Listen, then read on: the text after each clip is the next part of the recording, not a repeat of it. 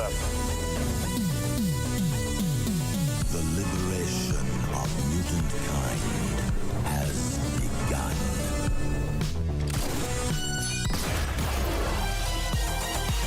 Welcome to the future. Who's this clown? Not clown, Joker. Avengers! Assemble. Nobody tampers with the equipment except Tony Stark. Good idea. United, the Avengers are strong. Hawkeye, hands off. Fool! Have you forgotten my invincible magnetic power? Not this time, Magneto. My mutant brain senses danger. Something unseen is slowly spreading its poison, edging tempers. Think carefully before you do this. You filthy criminals. 5, 4, 3, 2, 1. We made it, y'all. Sorry for if you're watching this late, sorry for the tardiness. We're about 10 minutes late, but we are officially here. Had a couple things to run through, but we are here for episode or issue 107 of Two Fat Guys Pool List. So sit back, relax, and whoa, we're going to talk about some business like we always do. And that is, we're going to talk about our show sponsor, which is Collected Comics and Games here in the DFW area. That is our LCS here locally. And they help power the show. They're awesome. Ron over there and everybody else there is awesome to help us out and give us some insight on what to pick up and, what were we missing, stuff like that. And, they give us the hookup. So we would love for you to check out their website. And their website is actually called brainycomics.com. Let me get it over here on the screen really quick. And you should head on over there to brainycomics.com, and you can go over there and you can pick up exclusive and variant covers of certain books, bundles, Bad Idea books, which we're on phase 2 now, new comics, mystery bags, back issues, graphic novels, games, toys, collectibles, and even trading cards. Oh my God. So you can do a little bit of shopping over there, and then when you're done, you can go into the search bar and type in Two Fat Guys Pool List, and this will pop up, which is our upgrade and premium upgrade. You can put this in your cart, and you will, if you get the upgrade, you get one mystery exclusive comic cover for $8, and if you get the 15, you'll get 2. Now, if you didn't notice on the previous page on the front, Ron's got all the current updated covers, exclusive covers, and this Peach Momoko right here, fire, so cool. Anyway, you can pick Joe, up. that's why she's yelling. By the way, she saw the score. Oh, what's the score? We don't need to talk about it. It's 14-0. It's not. Oh shit! You're gonna feel like what it felt like today for the Packers. Anyway, no, we're not. We didn't get spanked by a team that shouldn't be. You're about you should have lost to. Anyway, head over there, check out the stuff, and you might actually get one of these covers. Now, I'm not saying you're going to, but there's a chance. And like I said, Ron likes to put in little. If you order a Spider-Man book, he tries to put a Spider-Man variant in there. If you order a Batman or a Superman or an Independent, they'll try to kind of mix and match as appropriate. So head on over to brainycomics.com, check it out, do some shopping, put that upgrade in your cart, and let the fun begin. All right, last piece of business that we got to talk about, and that is our sub giveaway. We are currently at 725 subscribers as of this live. Now that number can fluctuate, but we are 25 away from giving away this, guys. We've been talking about it forever. This 9.4 CGC graded Silver Surfer Black issue number 1, second printing with Null on the cover. Guys, let's do it. 25 people. We can get 25 people to sub in a week, you think? And It'd be nice. It'd be nice, right? And then we can give this thing away, and we'll do it live when we give it away. So let's do it. Let's share the show. Let's like it. Let's hit that bell. Let's do all the things that we need to do in order to get to 750. And then we've got 2 more slabs to give away until we hit 1,000. And then we give away this big boy once we hit 1,000. This 9.8 CBCS graded Amazing Spider-Man number 4, Original Sin tie-in, first appearance of Silk. So let's get it, dude. All right. That is it for the business. We are going to jump straight into episode 9, the finale of She-Hulk review, really quick, and then we'll get into the show. Do you want to go to chat really quick? I was just gonna say, Marco, thanks for joining us. Appreciate you being here. Empire, I'm sorry you were by yourself for a moment. You're here now. Gang's here, man. Patty, you gotta get that Saudi Prince money, man. We all gotta get rid of our Saudi Prince money. Let's do it. All right, let's talk about She-Hulk episode 9, the season finale. Yes, it was great. Yes, it was amazing. I think we've said it every episode. This show is purely trolling the trolls. They knew it from the get-go when they decided to make this show that is the direction they probably were going to go. She-Hulk is the Rick and Morty of the MCU.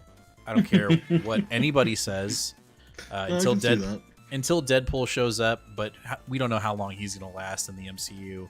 Yeah. This is the meta commentary that we have been looking for the MCU, and there are a lot of people that, with this episode releasing and this finale releasing, they're saying this is the death of the MCU. Y'all can all go somewhere else because it's definitely not. And this show was absolutely fantastic. I want more Law in season 2. I agree, Calvin. Now, has it been confirmed that we're getting a season 2? I know that they talk about it in the last episode, but I don't think anything has been confirmed. So let's get that going.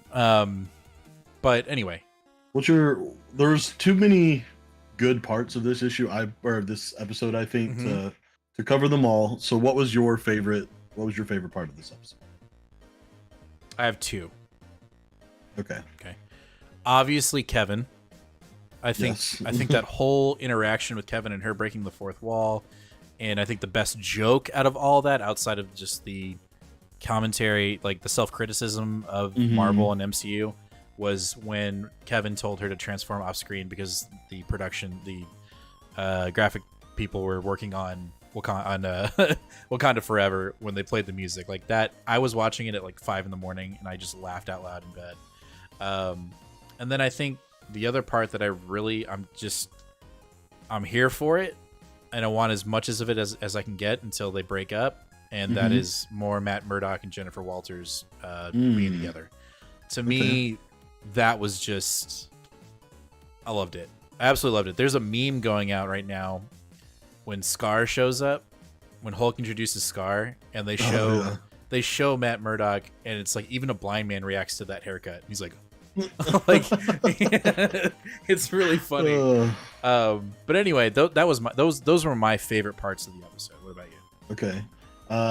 Patty says that his favorite part was the introduction to the writer's room. I thought that was really great too. I'm not sure who all was in that room, but I did recognize Zeb Wells right off the bat. So I thought that was really cool. We've got a Zeb Wells book this week, so seeing a current active Marvel Comics writer being a part of the show, I thought that was super awesome. Even though I know he's a writer for the show too, and that's why he was there. Yeah. Thought it was cool.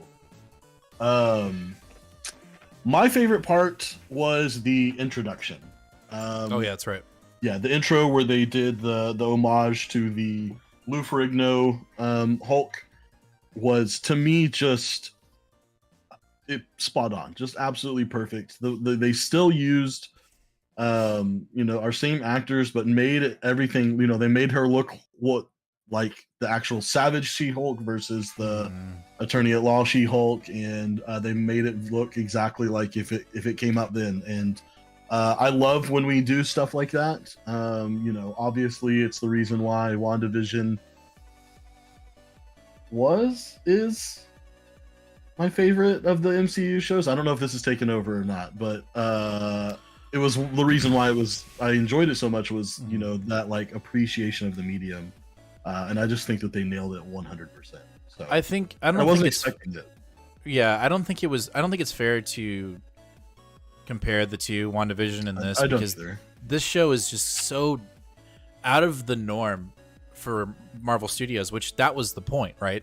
To not do the same tropes, to not do the same things. And yes, it did introduce and did some typical MCU stuff. I mean, episode 8, that was classic Marvel, right? Like action and introduction and just pacing. See, we weren't here. We didn't cover episode 8, right? And I would say that episode 8 had probably one of my biggest turnoffs of the entire show, which is when Jen starts fighting Daredevil because she thinks he's the bad guy, and she just recklessly destroys the shit out of things. And I'm like, no, she would not do that. Like, she would have some kind of wherewithal to realize, hey, this is a active parking garage where there could be people underneath us, and I'm hitting the ground and cars are falling. No, just that was really bad. But that was other than that that was a typical like MCU kind of thing. Sure. But I think this show just did a really good job of just breaking the norms of it, calling out what they knew was going to happen because it was happening the minute it got announced, because there were people that were so, and I don't want to say so uneducated, but that's what it is. What? There's a now you're going to make the Hulk female? Dude, 1980. Like, you know what I'm saying? Like, or 81. I don't remember exactly when the character was introduced, but like she's been around. And I don't know. I thought the show was very clever. It was very smart. And again, my only, my biggest criticism, and really only criticism of the show, is that the episodes were too short. They were they weren't even 30 minutes long. They were like 23, 25 minutes long. And yeah, I want a episode, or I want a season 2. I think this show was awesome. You know, Kevin Feige has already said that She-Hulk will be showing up in other movies, and I'm sure she'll get a spot on the Avengers and down. I don't know if that'll happen. I think she will. I 100% think she will. I don't know. I thought it was great. I was very pleased, and I loved the direction with Kevin. I love hearing about all the protests that Kevin Feige actually had with actually being in the show, and how he was kind of upset about it, but he let it go and he let it happen.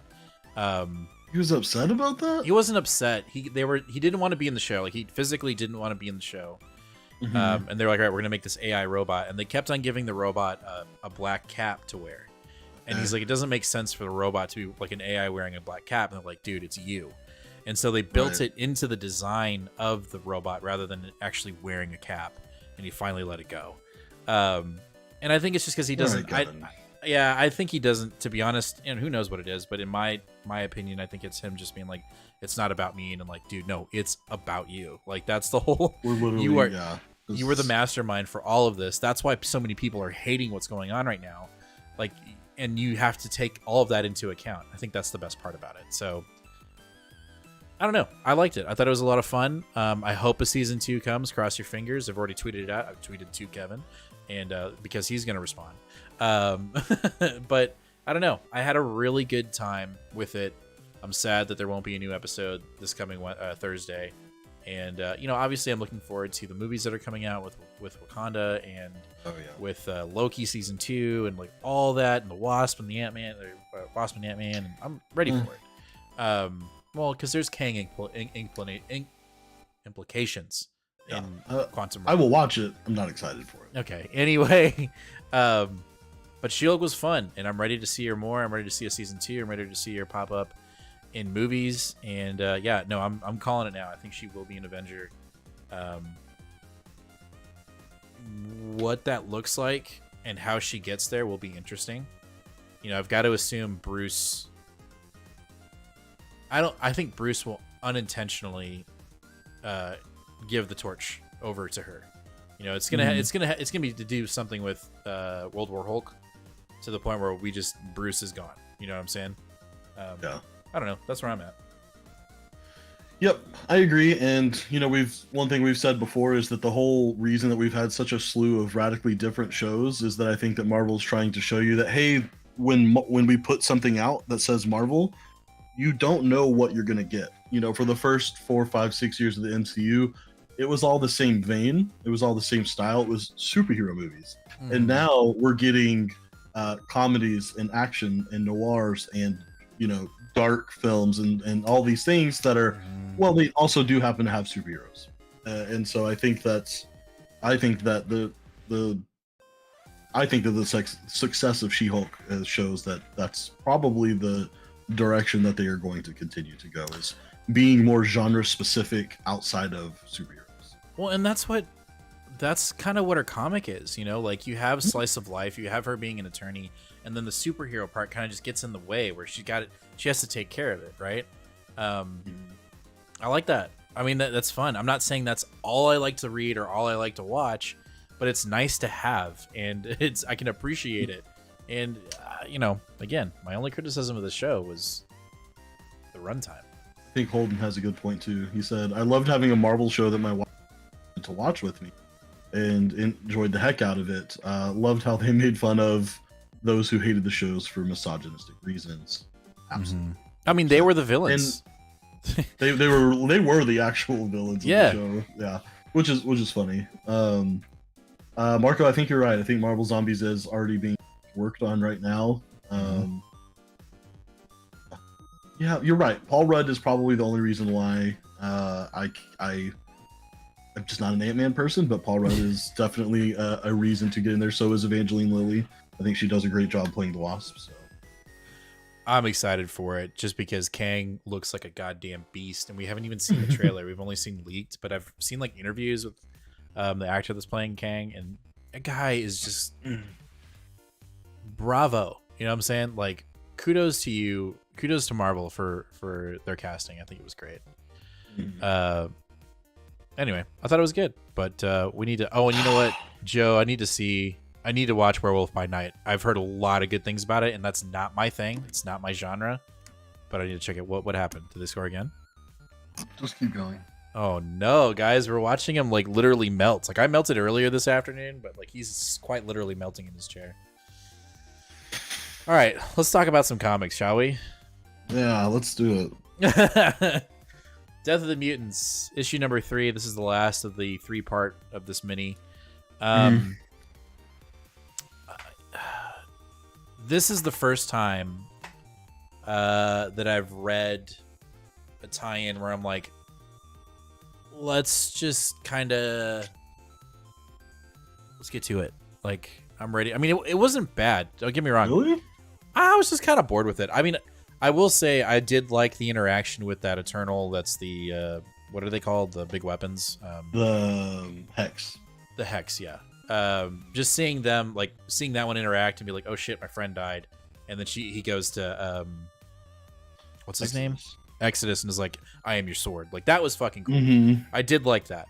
But I mean, what and it's a theme throughout most of these tie-ins for Judgment Day.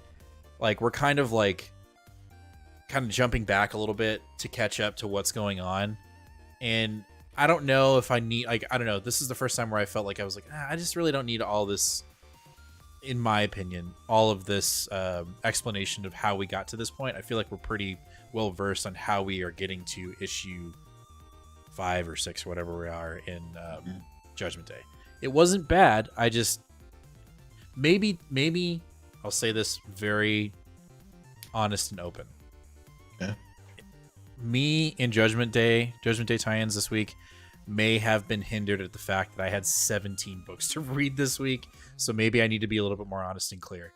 I was not looking forward to reading my Judgment Day books. I was just like, I looked at it and was like, oh my God, I got a lot to read. So that it might have been a little tainted, but to me, this one was, I don't know, like even the title kind of throws me off a little bit. Like, we haven't really gotten a lot of, this book has been more of like Death to the Eternals. Like, that's what we've really talked about in this little mini, is how it seems like they're going to go offline. Prediction. Sorry, I was reading comments while we were doing that. So I don't know. To me, out of what I'm looking at here, this was definitely my favorite of the 4 that I had. Unfortunately, I missed Immortal X-Men, so maybe that one was better. But the reason why this issue was, the reason why I enjoyed it is, I have loved this introduction that Kieran Gillen has given us of this pseudo abstract machine Earth character, and we really see the climax and possible ending of that character in this issue. And I think that's a pretty vital, to me, that's a very interesting part of all of this. And so that's why this issue kind of holds value for me. I thought it was interesting to see the ways, again, that they're kind of circumnavigating what it means to be an Eternal. I think we got to see a few different Eternals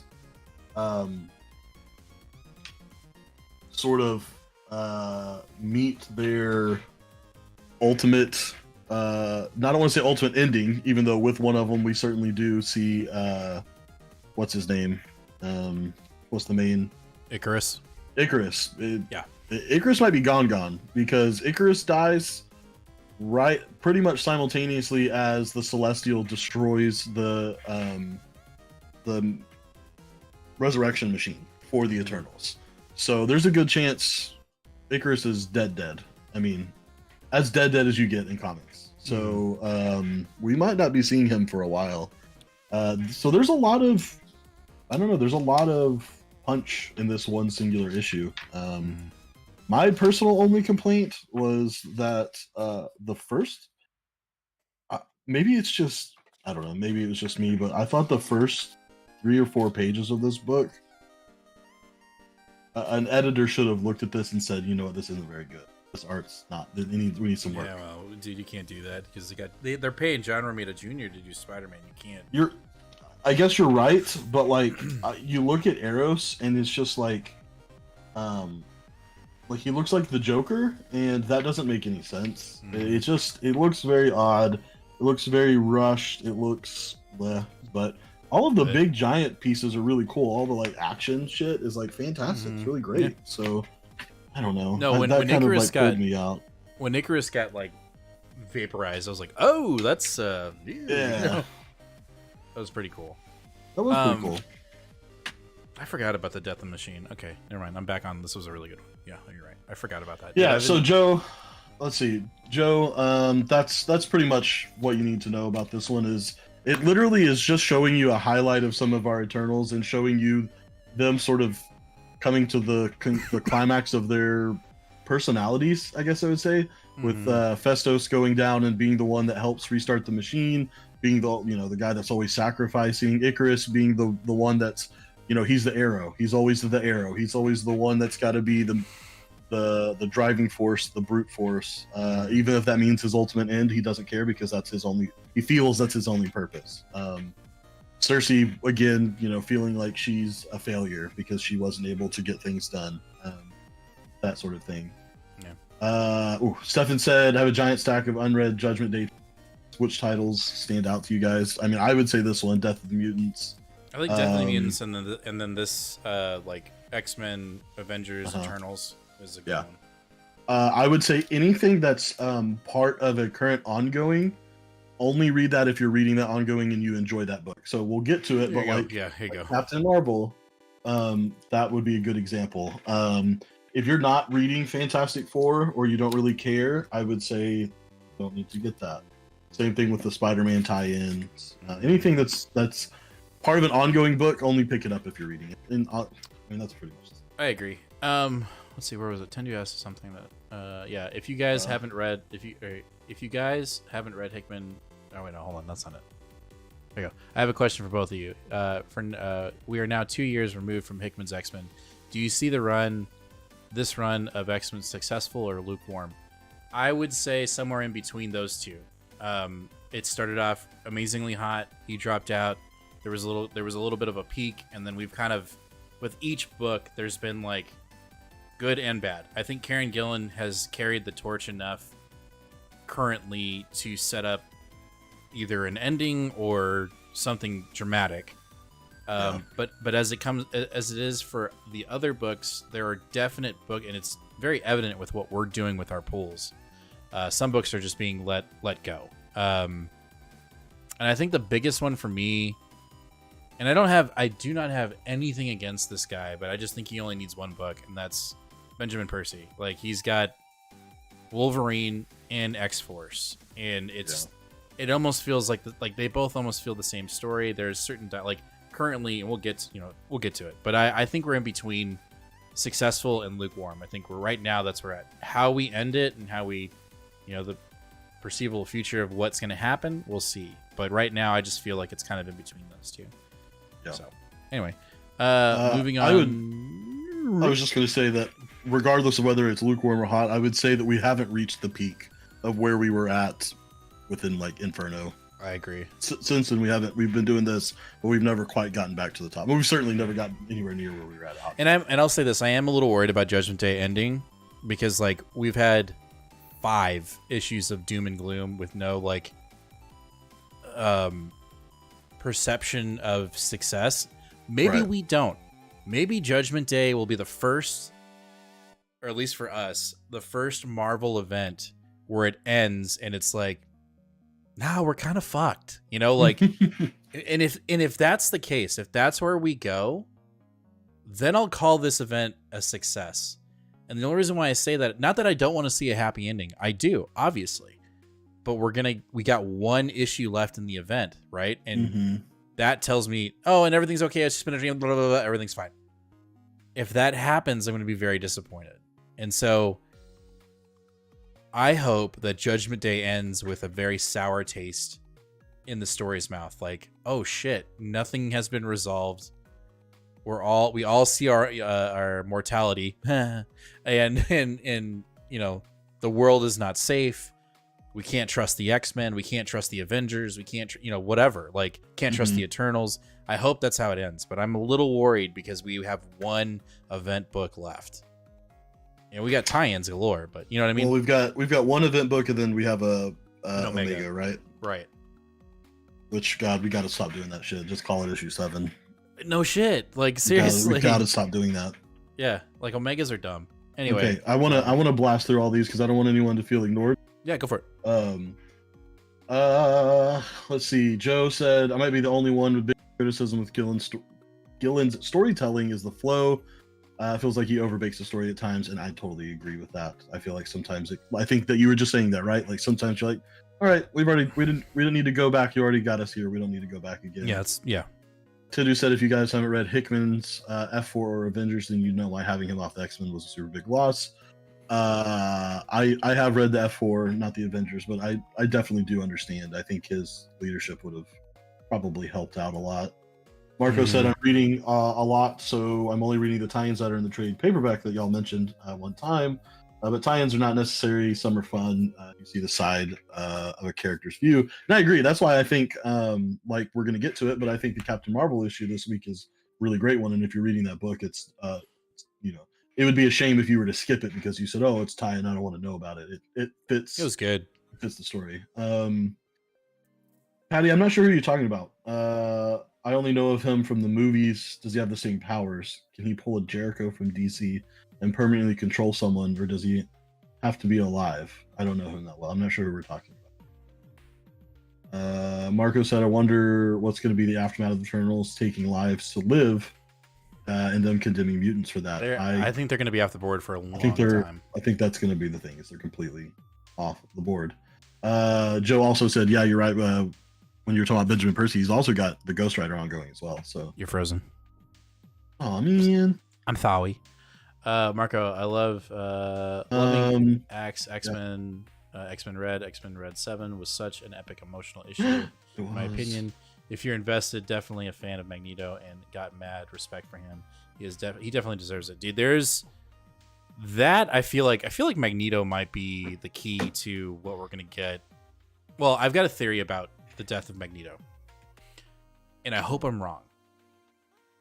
I really hope he doesn't get resurrected as a soldier for Madeline Pryor, but I can see them doing that shit in Dark Web.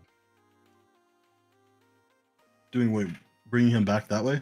Bringing him back to life to be like a soldier for evil. Yep. I will go ahead and put an easy, cool $50 down that's not happening. You don't think so? I think it is. Oh, I'm so prepared that 50 is an easy one for me. Okay, to on that. Cool. Buy a lunch. Damn, that's a good lunch. Druid from the movie. We are also Eternals casuals, Patty, so don't worry. I honestly couldn't tell you what his power set is, not off the top of my head at all. Especially now that he's been removed. Tindu said Percy, Vita, Jerry, and Teeny need to be shuffled off somewhere or work on their own writing. Hickman was a true loss for the fans that wanted a good timeless to come back for the Hawks. I won't agree with that with Vita and I don't know. Here's the thing. I think where I could go with that is we knew that Hickman wanted to be done with this a lot sooner than Marvel and the rest of the X office. Okay.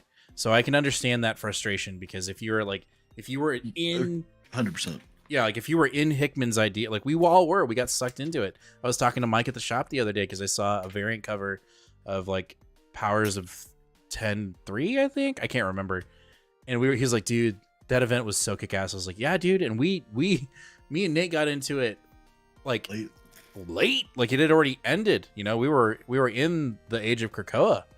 And so I think if you look at it as just Hoxpox, right, and you wanted Hickman to do what he's done with all the rest of his storytelling, then yes, I agree. Like, I think if you wanted that pure vision, yeah, I think we didn't get what we wanted, right? Because but that's not what they did. Like, that's not what Hickman did. That's not what the X Office did. That's not what Marvel did.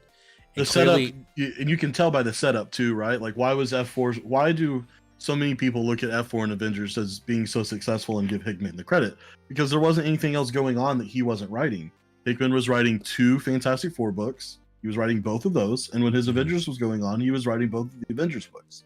And so there wasn't any getting in the way. He was able to write double the amount of story at once. So it was able to last longer and be thicker and be bigger and be bold and do all the things he wanted to do.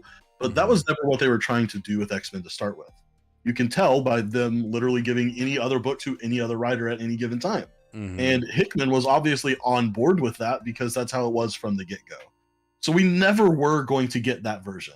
And so I think sometimes, while it's nice to look at that and just wish that we could have gotten it, that was never a reality ever. It was never going to be a thing. And so, but 6 months into year 1, though, like it felt like we were actually going to, right? Like it did. Like we were reading those books and we were like, oh, this feels good. It feels good, but it didn't feel the same, though. It couldn't have possibly felt the same because you had writers from the get-go. I'll tell you this is where I believe that feeling, whether it was genuine or not, left the building. And you know what it was? When Wolverine got announced. When Wolverine got announced, the feeling of linear path split. That's when things started getting like really weird, and it didn't feel like Hickman, even though it probably isn't true, the perception of Hickman having control of all the stories to go to the next event, it definitely it went like that. And then when we got to Swords, it was like, wait, what? You know, like it got and we could talk about this forever, but we gotta keep going. Let's go.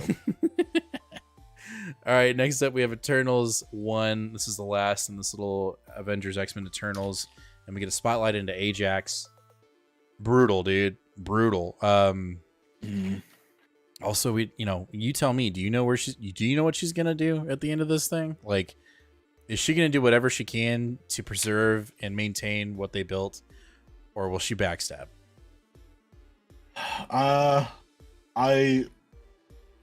I don't know, because I think the whole point of this is what is Kieran Gillen's ultimate plan on telling the story. What it leans to is that it seems like the Eternals as a whole are finally having a revelation of self-identity, and I think if that's the path we're going towards, it makes the most sense that she's going to backstab or that she's going to side with the rest of everyone and go against the Celestial, which is against everything that she stands for, right? Her above all else.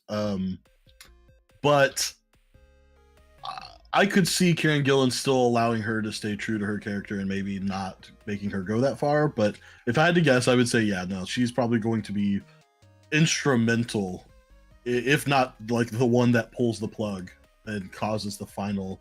Because, the Celestial will be like, it's like everyone's dead, everyone's around it, and Ajax is the only one left, and the Celestial looks down and it's like, oh, it's just you? Like, I'm good because I know you won't go against me. And then she's like, fuck you. I think that would be cool. Yeah, I agree. But I don't know. This issue, it was fine. I think it was the weakest of the 3. I would agree. Or I guess 4. Because there's the Star Fox one as well, which was great. Star Fox one was dope. The art in this one was really nice. I did like that.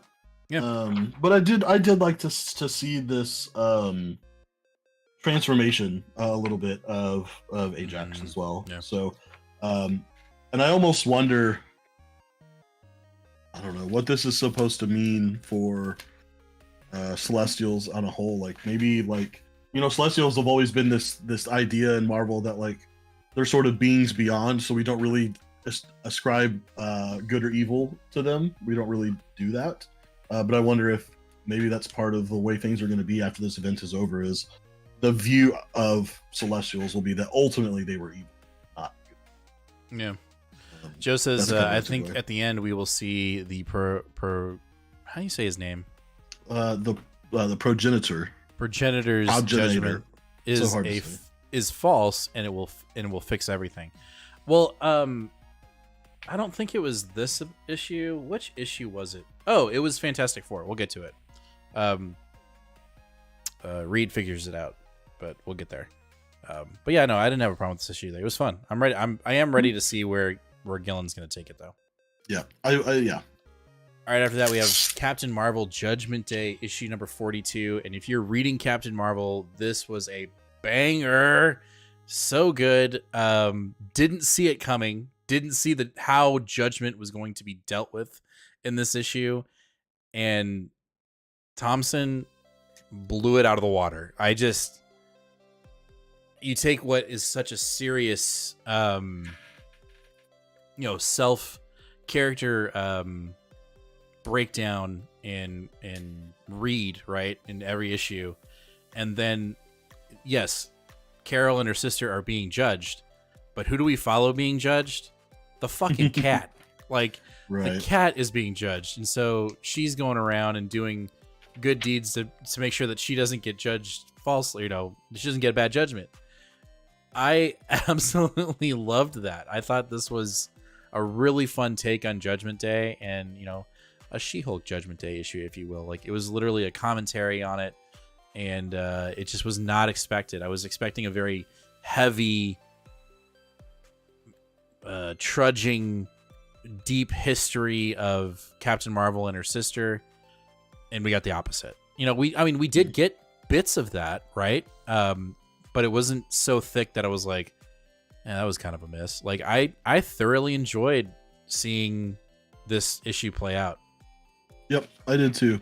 And again, one thing that I think Kelly Thompson does phenomenally, and it's one of the reasons why I think she's on issue 42, and we've got a lot of other series that aren't going as long, is that she has a massively consistent tone throughout her entire books. Yep. And that's that even when things get heavy, there's hope, and that there's not this, like, I don't know. And this was the last of all the Judgment Days that I read, so this could be slightly influenced by that. But by the time I got to this, I was just so beat down with just like, it's hopeless. We're never gonna win. Everyone's gonna die. We're all failures. That by the time I got to this, it was just a breath of fresh air. That it was like, I felt like I was back in the tone of Captain Marvel, and so. This is a perfect example, I think, of like, this adds no real value to the overall narrative of A.X.E Judgment Day. But it does that thing that Marco said is great, and it gives you the perspective of what's happening to these other characters, because clearly this is a global event, right? This is something that's happening. So, of course, Captain Marvel and her sister would be involved in what's happening here. And so this is a great way to say I can juggle the theme of Judgment Day without bringing in the tone that doesn't match my book. And that, to me, I think that just shows why Kelly Thompson's such a damn good writer. I agree with all of that. So this was to me the best Judgment Day tie-in this week. I would agree, actually, and I think it's because of the tonal effects for sure. Yeah. All right, after that, we have Judgment Day Fantastic Four, issue 48. Did you read this? I did. Yeah, I got this. I mean, it was good. I did, I think to me, the most annoying part of it, and I'm sure you'll blast me for this, Nate, but it's just, I got to speak my truth, right? Totally. I find Reed Richards' narration in this book very annoying. I find it very annoying. I find it very annoying because I don't remember, I may have misread it, but he was just like, oh, I figured it out. Like, you don't need, like, blah, blah, blah, blah, blah, blah, blah, blah, blah. And I'm like, no, if you had been in the room, I don't know. I felt like I didn't need to hear. I know I get Reed is like explaining his love and devotion for his family and for Sue and how she's so important, centers him. I get that. That's fine. I felt like, again, I know you're gonna blast me, and I don't care. I felt like it was unnecessary. I wanted to follow Sue, and every time I'd get into reading what she was doing and reading the dialogue, there'd be this bubble that's like, but Sue is this, I don't know. And then we go, oh, and then the thing is like a like, dude, you're in a fucking room trying to figure out how to beat Judgment Day. Shut the fuck up, be in the room, and let them fix your mess because you're not around to help, right? You're not around to go and tie up a bad guy with your fingers or whatever, or your body. You're in a room thinking, okay, while everybody else is doing. Okay, and I get it. That's against. I'm just telling you how my raw emotions of how I felt. I liked the book. I liked reading these last 2 issues. I thought they were really fun. I just don't give a like. If you're gonna put yourself in a room for nobody to, you ain't gonna be there. You ain't gonna be there, right? You just gonna. And here's the other thing. Where's Franklin? Where's Franklin and the kids? Where's Val? Did they get addressed in this? I'm just letting you keep going. Are you asking me a question now, or? Yes, they got put in a pocket dimension with right. What's her name? Oh, Thing's wife, yes, and then the kids, and then their kids. Yes. You done? Can I go now? Yeah, go ahead. I'm just saying. Yeah, I thought it was pointless, and then and at the end of it, he's like, "I figured will you it out." Stop? Just let me say that. There's nothing I need to do. Okay, go ahead. Sorry. I agree with literally everything you're saying. Like, I was so offended and personally upset by this issue because Reed wouldn't shut the fuck up. Yeah. So I actually like what is his name? Papose? David Papose? Is that right? Papose, yeah. I think he's a good writer, and I think he meant well. I truly think he did. I think that he was putting an effort to put Sue first in a story in a Fantastic Four never put Sue first. And in that first issue, he put Sue first. And in here, he couldn't even let Sue tell her own story.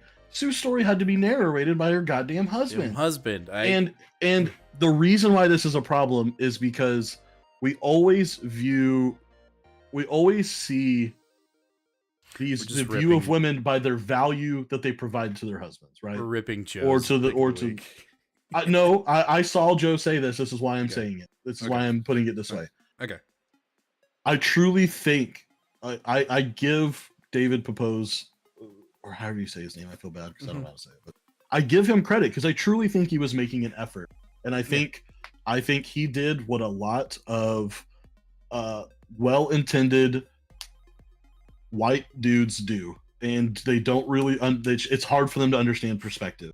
And when you present a woman's value by the value she provides to you, that is in itself offensive. And I think that came across poorly in this issue. Not that it was well or unintentioned, just that it just was not executed great. I think that telling this story only through Sue's eyes would have been much more prevalent. I will also go so far as to say I had to do a double take because I was like, Donny Cates? Because Donny Cates, my number one pet peeve of his writing is the thought bubble interspersed with the actual talking. And it's like, I thought I could never win this fight. And then it's two characters talking. But I realized if I try hard enough, two characters talking, I can win. And having constantly two separate threads going on fucks with your reader's mind, and it's not good. It's not smart. If you're trying to do a double layer where we're about to get to a point really quickly, then maybe that makes sense. You only do it for maybe one page. But we did that the whole issue here, and I was like, Donny Cates, did you ghostwrite this thing? Like, well, here's the thing. There's a way to do it right, like to do it well, where it makes sense. And you're right, Donny Cates does that a lot. I feel like most of the time he does a really good job. Like, you're like, oh, like the letterer does a good job, and also the way he wrote it does a decent job where you're kind of like, okay, I know where the puzzle pieces are going. And again, in this one, you'd be like, all right, here we go. Sue's winding up. Reed Richards. Like, he would just butt in. And then tell me this, Nate. Like, again, if I'm wrong, great. But if I'm not, let me know. Like, I felt like when I read it and he finally came out of the vault or whatever the fuck he was in. Sure. He was like, there was a line where it said something like, there was something where it made it sound like, and I don't know how to say it properly, but he was kind of like, I think he said, yeah, I've realized that they don't need me. And I'm like, duh. Like, you know, like, right. He says, that's just it. The Celestial knew I would try to solve its judgment, and that it became its challenge for me to choose between outthinking the unthinkable or being there for the people who needed me most. And he wasn't there for them. And he wasn't. But he was not there for them. But and that is true to Reed's character. I would say David hit it right on the head, because that is true to Reed's character. Reed is a, what do we call it in fancy English class? The damn it, the character that, you know, like he's destined to die. Yeah, I know what you're talking about. Someone that's smarter than me, Calvin Quaker, if you're here, somebody tell me what I'm trying to say. But anyway, I've spent a lot of time on this silly little. I know. Issue, but I shouldn't have. Also, does this look like Taylor Swift to anyone else? A little bit. It kind of looks like Taylor Swift. A little bit. Hold on, before we move on. So Nick. I wanna make sure we hit everyone. Yeah. Joe said this is your runner-up pick of the week. Beautifully told by Propose. He's becoming Fury Brown. And I don't want this to be a judgment of Propose. Like, it's not what I'm doing here, because I don't think there was any ill intention. Patty, this character's name, something Midas. She's literally the daughter. Her name's like Obulix or some. It's really hard to pronounce. I'm not sure. She's not technically new. The last time I saw her was in the original Sin tie-in. She was partnered up with the eyeball dude and her dad. Her dad is literally like Dr. Midas. You know, everything he touches turns to gold. That's why she had a gun that was like infused with her dad's blood, and when she shot it and it hit Sue, it started turning gold. And I love how she just shrugged it off. She was like, invisible. She was like, God. nah. Joe says the best thing about this issue is that you can read the main story and go back and read the narration and get two separate environments. That's David's proposed style of storytelling. He tells two styles of storytelling. One is a straightforward story, and the other a campfire style story. I get that. I hear you there. You said read the main story first, and then go back and read the narration. Best of both worlds. I will just go ahead and say that maybe my critique of that is a little too harsh, but I don't like that. It will not be something that is going to draw me in as if that's someone's style. It's not something that's going to really draw me in, and not everyone's style can be for everyone. I get that. So maybe I just need to kind of check myself and not say that it's bad, and just so much say that I don't like that. Maybe it's because I'm not a super strong reader and that I need to stay focused a little bit. But if I feel like I don't read it in the order that it's been given to me, as the creator said to read it, then I'm kind of not fulfilling what I need to do. Yeah, and I always go back to that theory that Ron, he has that book about comic theory, about like how the structure of comics should be, and this one felt like it wasn't really abiding to some of those rules. Yeah. Patty says, I've always liked Sue more than Reed. She needs more issues. Marco said, the writer wants Sue back in the kitchen. Patty, I enjoy when they have characters' lives that are not just their husbands or whatever. She-Hulk being friends with Janet the Wasp for staying in her apartment, whatever. Just not a mention. Not mentioning Pym, yeah. Yep, I agree. Marco said, haven't been reading FF, but I'm jumping on with the new number 1.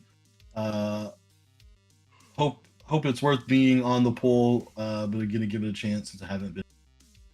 So we're going to be getting a pretty stark reset from what I understand, Marco. So I wouldn't, if you haven't read the previous run, which has it really high highs and really, really, so it's hard for me to recommend that you jump into it if you're not a big FF fan. From what the new writer is saying, he's going to be shying away from the big grandiose stories and more like a lot of like 2-issue arcs is what he said. So really small one-off stories.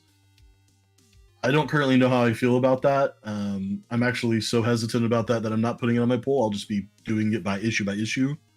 I'm not gonna like pull the whole series. I'm just gonna pull issue 1, then wait till final order to issue 2, stuff like that. Right. But the Alex Ross covers are fucking phenomenal. He gets 2. He gets a cover A. Yeah, and he gets a cover B. A and a cover B, and probably an incentive. Patty says, didn't know if she was new or haven't read the issue. Oh, right. Yeah. And your last name is similar. Yeah, get receipt. I'm not even going to try to say it. Yeah, she's a really, I don't know a lot about her history, but I thought her involvement in Wilson was pretty fun. So like seeing her pop up, I thought, oh, that was a really cool use of like a, it's never really. Right now, yeah. Thank you, Calvin. I literally knew it would be you to help. Tragic hero is what I was trying to say. Hero that ultimately succumbs to their flaws is usually just called a tragic hero, and that is Reed Richards. He is a tragic hero because he will never be good enough. That's literally what his whole thing is. All right, next up we have Judgment Day, Immortal X-Men issue number 7. As a Nightcrawler issue, I thought it was really good. We get a lot of there was a couple oh shit moments in this book where we see Destiny and Mystique, succumb to their fate, which happened in like issue 3 of Judgment Day, where they get blown up, where everybody dies, or like a bunch of people die. But we also get a hint or a part of this Captain America revive.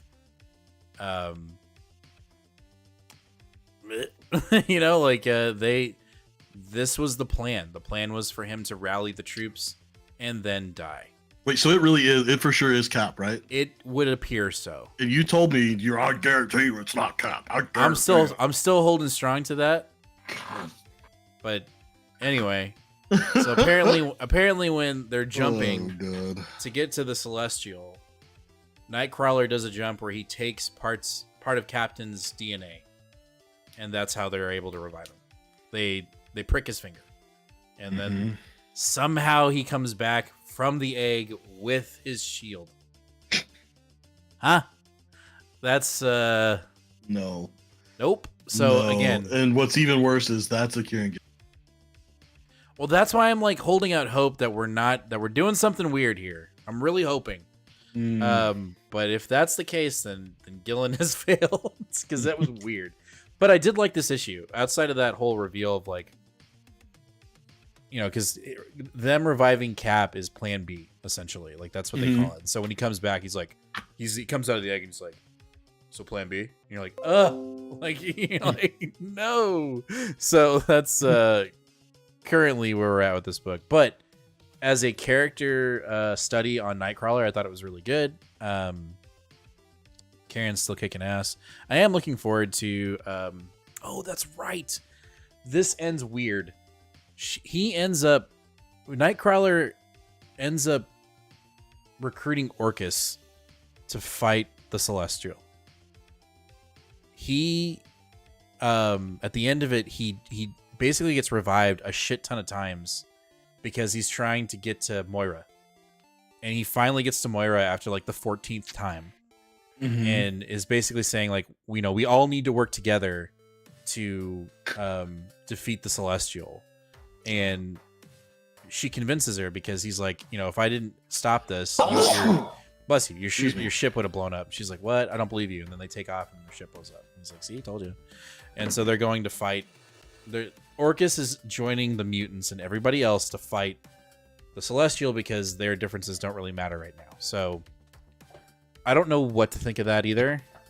So there are two like openly like, what are we doing here? So I'm a little worried about 6.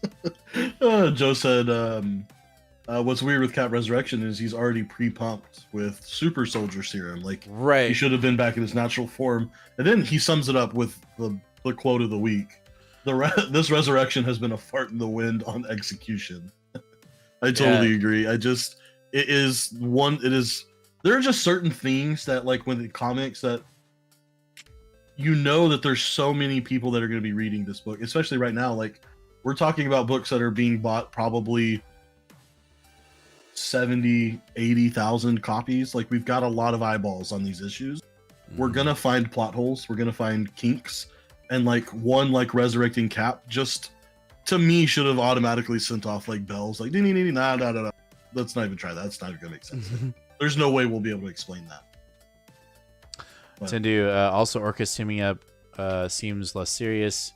Like, if Doom is used for a gag every time, it makes the character seem less appealing. Like, during the incursions, Doom was used masterfully. It is weird. Like, when I was like, wait, what? Like, it was clever. It was clever how how Nightcrawler got to Moira. I thought that was cool. But then it was like, hey, and we're teaming up. I'm like, yeah, but like, Orcus is not going to end up being Vegeta when it comes to like Dragon Ball Z, where he's going to be a good guy later. Like, you know what I mean? Like, they're still going to be bad. So how do you because of the world? No, leave it with the heroes. So I don't know. 50-50 on this one. So, all right. Next up, we'll talk about this really quick. Legion of X, issue number 6. Don't bother. This is just Legion and Uranos. They basically have a psychic what if we actually fought battle. Mm-hmm. And they visualize it, and then he goes, well, but if we do this, it's going to kill a lot of people. And like, I know you don't want to do that, Legion. And he's like, oh, you're right. And when he's caught thinking, Uranos is like, snap. And like kills him, right? And that's how it went down. And then we get a very heartfelt thing with Magneto and Legion, and how it kind of seems like Legion, the Magneto's more of a father figure to Legion than Charles. And okay, cool, whatever. At this point, I was burnt out on Judgment, and I was already leaning towards dropping this book, and I am done. Legion of X is officially off the pool. And it's very sad because I think there are some cool things that are going to be coming out of this book. More specifically, the mother of whatever that whoever the person is on the character that's the cover that's that made Banshee into like her own Ghost Rider. Oh, yeah. That's going to be cool, but I'm just going to miss it because I can't do it. I can't do the book. Sorry. All right. Here's another book that I don't give two shits about. That's Wolverine issue number 25. Quite literally a pointless tie-in to the series, because we know now of like how the Judgment Day event works, and because this is another one of these things, Nate, that I was telling you, where like we're over here, right? Like we're this far in the timeline of the event, but then we get to this book and it's like, whoa, we're way over here, right? Yep. And it's like, I don't give a shit. I don't care. Like right now, Wolverine is currently in the Celestial, right? And now we're outside of it in the snow fighting with the demon swords and like, meh. So, Percy, I'm dropping Wolverine. I'm sticking with X-Force, but, bye-bye. Sorry, I'm running through these because these were kind of trash. I'm sorry. X-Force 32. This was fun, but this is where I'm gonna do a bit of a criticism here. What's his name? Kraven. This Kraven clone sounds exactly like Wolverine in Wolverine's book. It's like we picked up dialogue from over here and put it in this book. So, yep. Yeah. Deadpool, amazing in this book. Want him more? I know he's getting kicked out because he's gonna have his own book, and I can't wait for it. But yeah, it was a little disappointing. I liked this issue, and I like to see where we're headed because we're getting back to like the espionage of it all. But this is my only Benjamin Percy book for the foreseeable future. Wolverine is done. All right, let's talk about Amazing Spider-Man, the Return of Hobgoblin. I don't know. It was okay. I know we're doing something, right? We're gonna do something here. Mm-hmm. But again, I get back to my argument before you run. It's so segmented and so like cut in pieces because we got to come out twice a month that it annoys me. Yeah, I don't agree with you there. I think that you're for that now. I think this feels like we got about the same amount that we get from most issues that are monthly. We've got we've got a lot of. I think it's because Zeb Wells has like 6 different webs going in all kinds of directions, and so we're still kind of juggling a lot of different things. And plus, we're picking back up on our main story after being out of it for 3 issues, and so it feels a little disconnected. I'm very interested in this whole Peter and Felicia possibly being a thing again. I find that to be interesting, that he's interesting character development on his bit, like him being the one that is like pursuing somebody and trying to move on from Mary Jane. As someone that's not really beholden to Peter being with any one particular character, that's easy for me to enjoy. I've heard some criticisms and some praises for that, so your mileage may vary, but I'm also, there's a lot going on with like, you know, this weird mysterious guy showing up again. I don't really know who he is because I'm not a versed Spider-Man person at all. The Roderick Kingsley guy that's supposed to be, you know, the Hobgoblin, the original one, I guess, and now he's showing back up and is possibly trying to make Norman bad again, which it's like, if Norman's bad within 30 issues of this book, I will be pretty frustrated, because like, how many times do we have to do this? It's just kind of over it.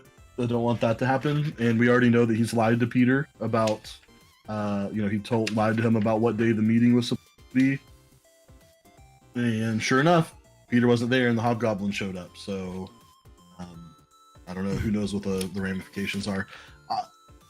It was a B. It was a B for me. It wasn't like a big jump out issue, but I thought it was enough to keep me going and see where we're going with it. No. I mean, I'm interested in going with it. It's just like, I don't know. I don't know what to expect right now. I'm in a weird space with Spidey where like I want to read it. I did like the Black Cat stuff though. I thought that was really cool. And him being like, "What? You said what? What?" You know, that was cool. But I'm just on the fence right now, you know, and I think it's because I was burned. It has nothing to do with Zeb Wells. I mean, John Romita, whatever.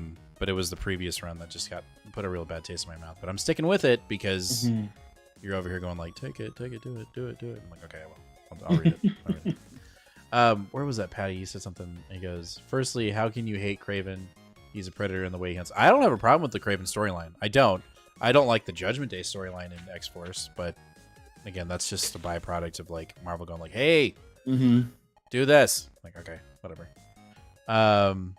Kevin, do you guys like when heroes switch villains? I don't mind it. I have no problem with it. Don't bother me at all. I do like it. I don't like, you know, obviously I think there could be some bad pairs for sure. Having like Silver Surfer fight like a street level villain, like, I don't know, Doc Ock or something like that, I think would be really silly, because he just would cosmic wave his ass into oblivion. But like, yeah, no, I think that's what helps create a rich lived-in environment, right? That it wouldn't make any sense that these villains are just only going to be running to the same heroes, right? Like, I almost think that the pool of like Spider-Man, Daredevil, Luke Cage, you know, all of those should have the same pool, because they're all operating in New York City, right? It would, especially, and they're all street level fighters. Wouldn't make any sense for Luke Cage to see Hobgoblin robbing a store and just be like, that's Spider-Man's problem, not mine. See you later.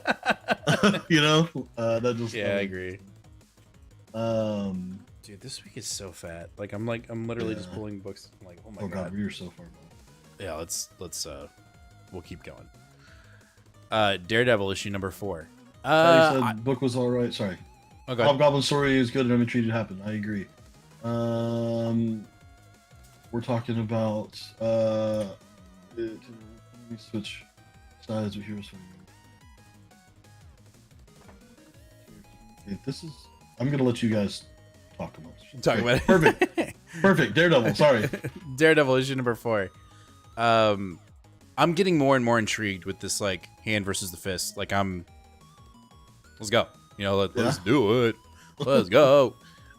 Just ready to go. And like I feel like this was the first time we got like real crazy movement towards our ultimate story here. With the union of Elektra and Murdoch, which I thought was really cool. And I just like seeing like this army that's being built. Like it makes Daredevil feel even more like, obviously less street level and more like, hey, we're about to do an event, even though it hasn't been announced, kind of thing. Even though we just did an event, but yeah, I think this is building up to be something really cool, and I'm digging it. I'm loving the character design. Our backup artist for this book was on point, but I cannot wait for Chichetto to be back. But I don't know. I enjoyed this issue a lot. See, I think this is a really good example of like why comics are great, and like we can all be friends and disagree, because this issue bummed me out a little bit because I think I'm realizing that the Daredevil that I was desperately hoping we were going to continue with is probably going to be gone for a while. I was the height of the Daredevil to me was when Matt and Cole were butting heads and we're having these really great philosophical debates about the very notion of what it means to be a criminal, what it means to be a vigilante, what it means to be a police, what it means to be on the right side or the wrong side of the law, and what position does the law have. And I was just massively intrigued by their back and forths and Matt's persistent dedication to doing the right thing and then being in jail. And I really loved that. It was very street level. It was very philosophical. It was nuanced, and it made you think.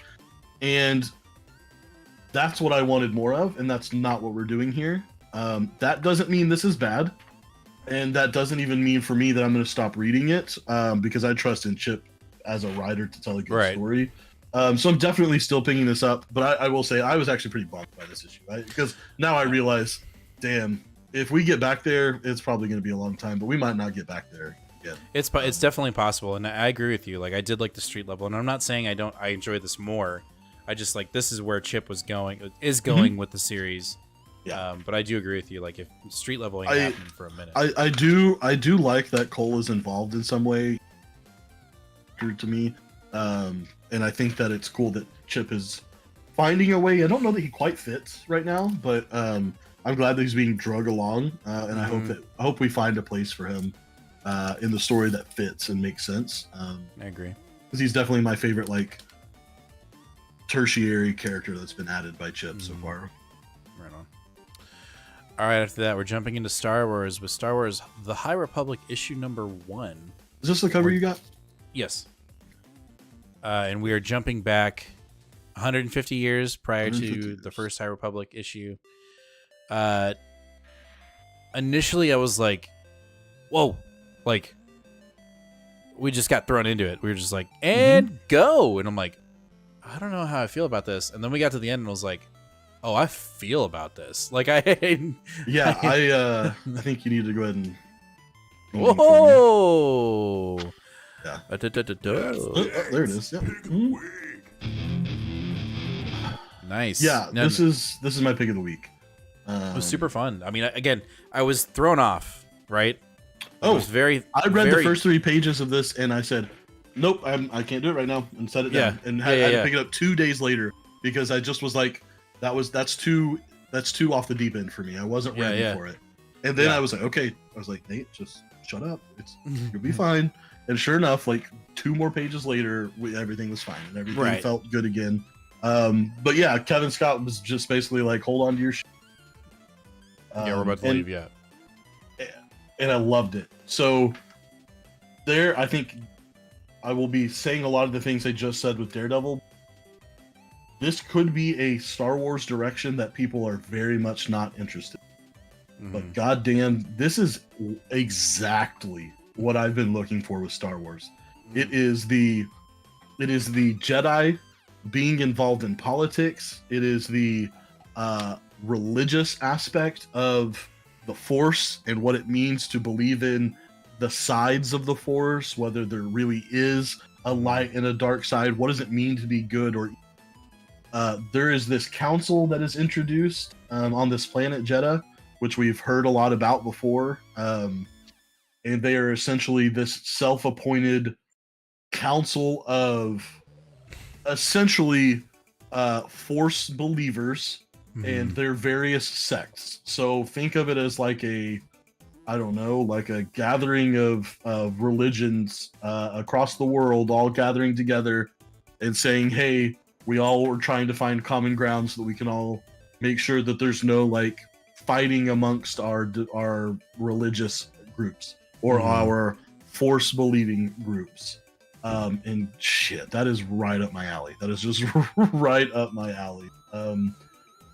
But we also get like that's the overall meta. Like we were introduced to a pretty big meta, which I thought was really interesting. But the under a microscope, like pinpointed storyline that we're getting, pretty badass. Like pretty cool.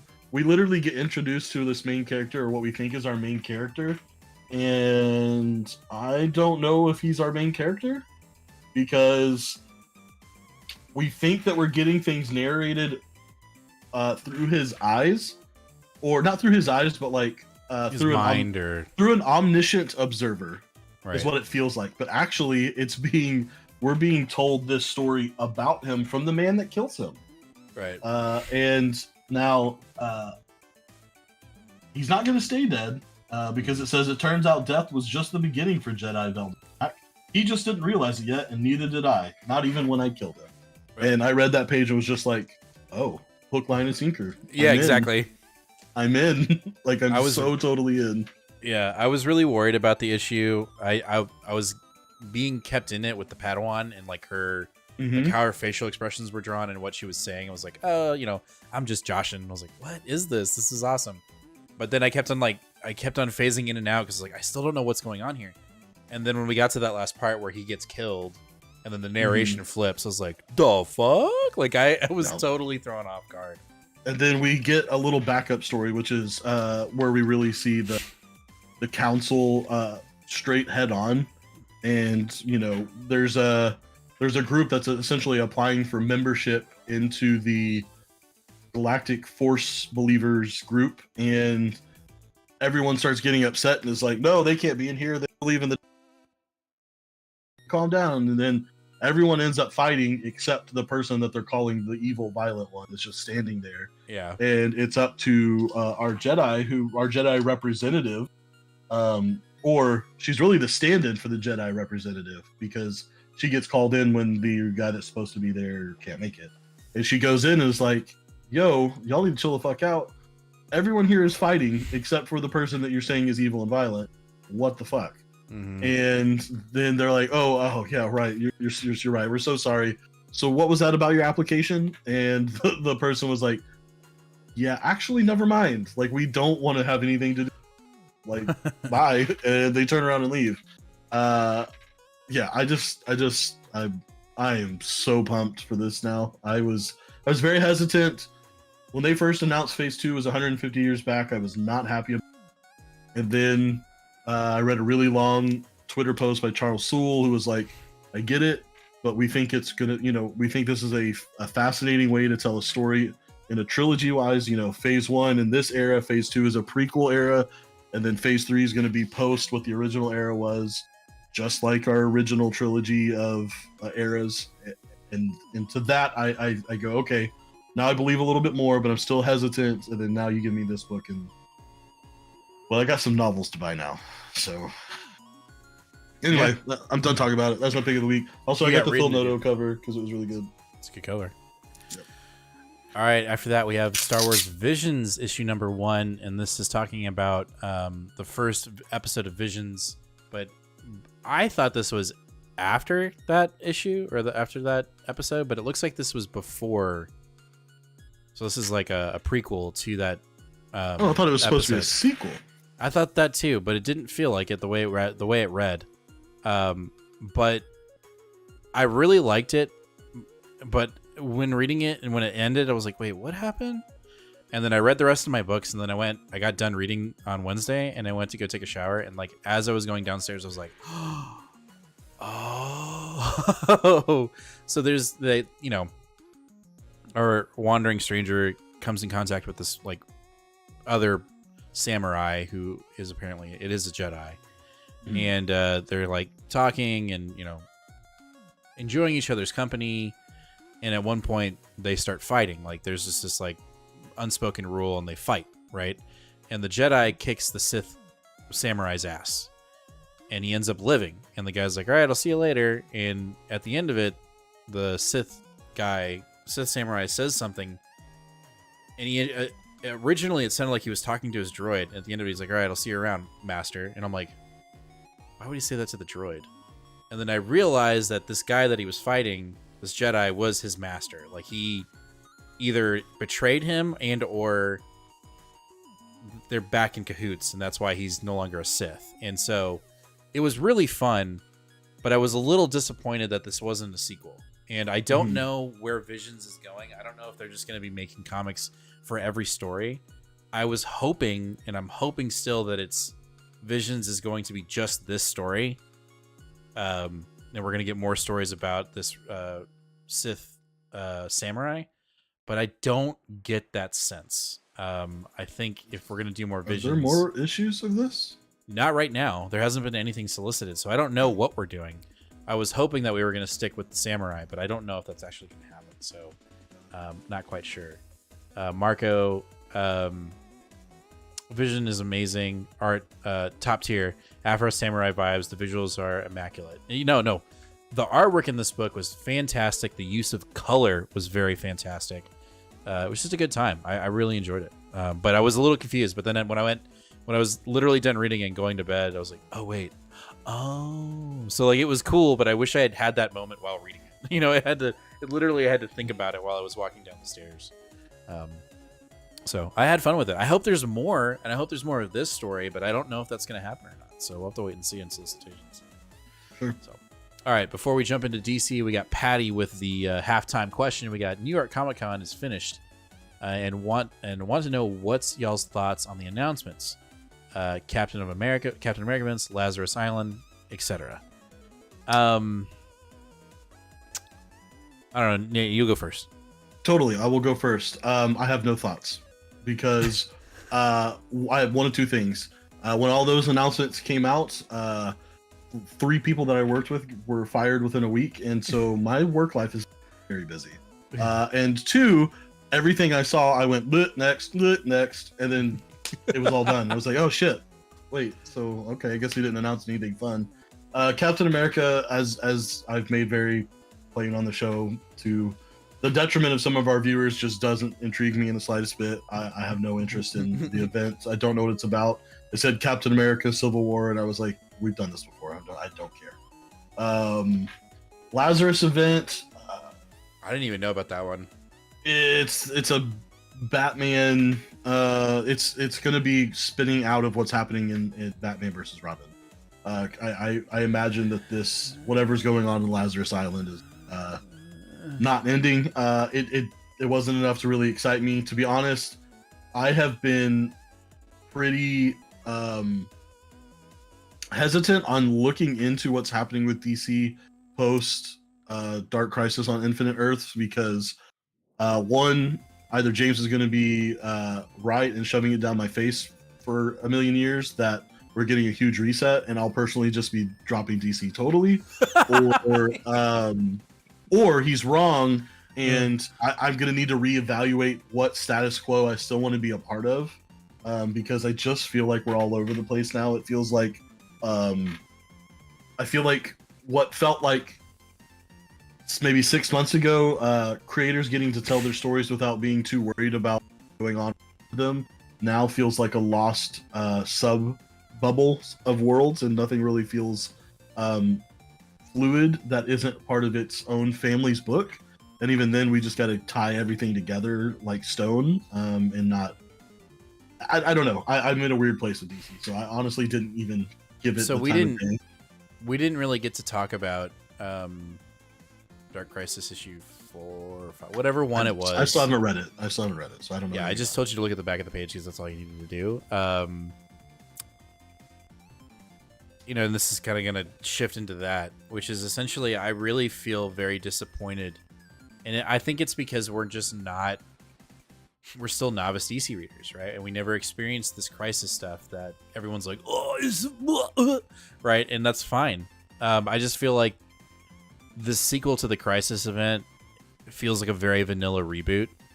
And I felt like what they did in Death Metal was so much more consequential, and then they just chucked it down the trash because they were gonna do G5, and then DC got sold, and there was all this like shuffling and like, no, and it's very clear, and I'm not saying this is wrong. I'm not saying this in the slightest, but it is very clear that DC is getting ready to do the like, let's just get back to good old DC comics. Like, I feel like that's where we're headed. So like titles like Batgirls and Robin and Harley Quinn, and it's all gonna get reset, and Harley's gonna be a bad guy, and blah, blah, blah, blah, blah, blah. I feel like that's where we're headed. That would make me very bummed. I think I'm just, and again, if I'm wrong, I'll eat crow. Don't be wrong. Like I will be the first to admit that I was wrong, but it just feels like that's where we're headed, and it's a shame because it feels like the politics of what's going on with the company itself, DC, Warner Brothers, Discovery, HBO, whatever the fuck you want to call them, is starting to seep into. It's very evident that it's seeping into what we're reading, and it's like, hey, we did this really cool edgy thing. Nah, just get back to where Superman. It's only one Superman, and you know, Joker's always the bad guy, and yep, you know, like that's. I feel like where we're headed. Yeah. I hope I'm wrong. Don't get me. I'm not saying I want to be right. I just feel like that's where we're headed, and I feel like it's also like, and people may say it's not, but it feels like DC is currently trying to figure out, well, how do we exist with our comics and our movies, right? Because we're about to have this really big movie come out that's being just totally hyped out to be the most amazing thing coming out of DC, and it's being led by a character that's not that consequential to the DC comics, right? And so we're like, all right, so what? Is Black Adam gonna be our Iron Man for DC? Like, is that what we're really gonna do? I mean, I've already seen the leaks for the post-credit scene. Kind of feels like that's what we're doing. So I don't know. I think DC is in a really weird spot where there's some really kick-ass books, but I don't think they're gonna matter. I think it's just gonna be. I just think there's gonna be another reset, and I'll be the one on the show to say it. I am not impressed with Joshua Williamson's event. Like, I'm just not. I think it's boring. I don't think anything has happened. And then when something does happen, it's going to be the thing that everybody hopes doesn't happen. So, Tendu, I hope DC goes back to making things simpler, because a lot of their books are kind of lacking. Teen Titan Academy hurt me. I will agree with you there, Tendu. Teen Titans Academy was not a fun book. I was looking for Strange Academy, and it wasn't that, you know? So, I don't know. For me, New York Comic Con announcements, me personally, I'm obviously looking forward to the X stuff. I'm really looking forward to Sins of Sinister. I don't know why, I just am. I think it's because I have that much trust in Kieran Gillen. And I'm intrigued with Fall of X, because I have a theory out there that it's not the fall of Krakoa, it's the fall of Xavier. I really think Fall of X is going to be the fall of Xavier, not the island. So we'll see. There's a couple things I want to hit. Yeah, go for it. Calvin, I just wanted to thank Calvin for officially putting the final nail in the coffin for the Captain America event, because he let me know Cyclops was central to that. Thank you. Thank you for letting me know that I will be actively avoiding every little bit of that book as possible, even though Joe says Captain America Cold War will be amazing. I've been reading both Brubaker vibe to it, and I like the way that sounds. Might even be interested in reading those issues on Unlimited as they come out. But the second Cyclops gets involved, I'm absolutely out of there 100%. Joe said, Joe brought up Joshua Williams Superman book. So it looks like we're going to be getting some type of really interesting transition with what we're doing with the Superman title. We're getting Adventures of Superman, John Kent. So the John Kent story will be moving to the Adventures of Superman book. to while I think we're getting a rebooted Superman, just regular titled Superman book with Williamson. And then, of course, Philip Kennedy Johnson is sticking with Action Comics. I'm not upset about any of that, except for the fact that Tom Taylor's Adventures is, as of now, a 6-issue mini. Oh, wow. I don't think that John should be relegated to limited series, and I hope that this is a 6-issue mini that's supposed to be leading into something bigger for him. So I'll reserve judgment for that. And then we've got a few comments about Dark Crisis. Empire said Dark Crisis seems missed. Joe says, when reading Dark Crisis, I could see this could be amazing for long-term readers. This is a big cookie for them. I'm not the audience and I feel left out. Yeah, I agree. Agree. Marco makes a good point, though. Says Joshua Williamson is a fan of the Crisis events.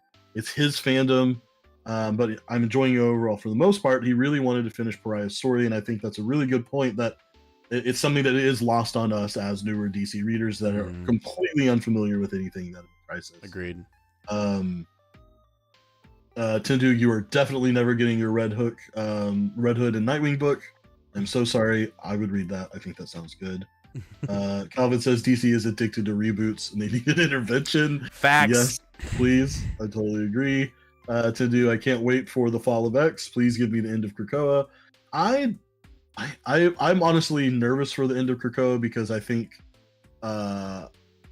going back to a status quo of what they were before seems like they will be too weak, but that's just me. I don't know. I feel like we're painting ourselves into a corner, which is why I'm very intrigued by Jim's assertion that the fall of X is Falls of Xavier, because that would be where we could get a couple years of Xavier just out of the picture again. I know we've done that a few times, but maybe let's just keep it. I'm telling you, let's just keep it forever.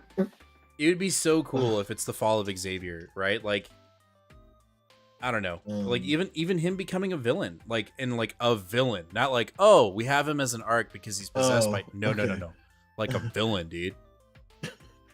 Calvin was saying that is what he was hoping for, not what it actually is. Damn it. Gotcha. Okay, well, maybe I might read it then. Marco, we have two. He said he'd been following the Dark Crisis event before Infinite Frontier, so I guess we started pretty much with Infinite Frontier. So, yeah, I don't know about the whole age up thing. We were personally introduced with John as his older version. I know there's a massive ton of controversy about what Bendis did on aging. I find that to be a little awkward, a little weird, especially with how much people loved Super Sons. I